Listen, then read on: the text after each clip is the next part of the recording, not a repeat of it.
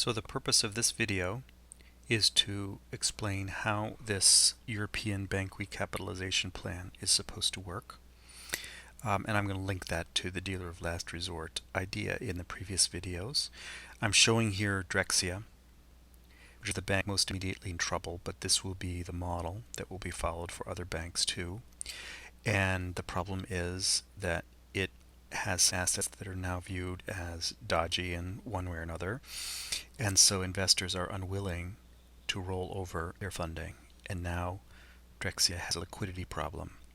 Liquidity can kill you quick, but the European Central Bank can prevent that sudden death by replacing that funding with its own funding.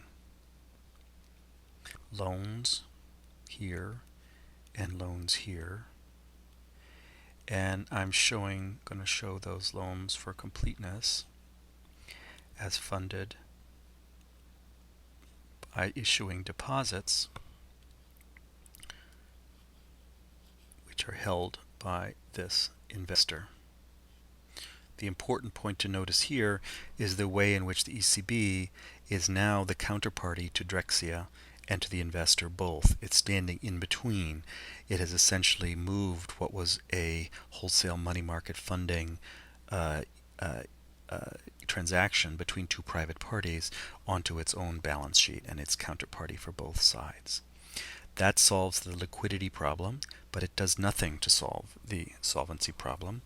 The dodgy assets are just as dodgy as they always were.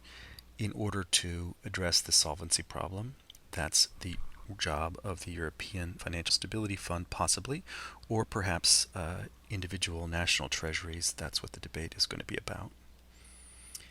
And I'm showing here that is taking an equity position, funding that by issuing bonds of some kind of euro bonds.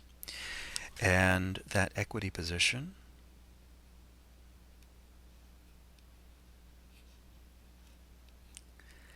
could be conceivably used to repay these loans, so that the ECB winds up owning euro bonds here.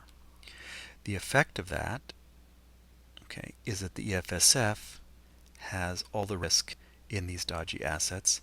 It is as if the EFSF has bought these dodgy assets.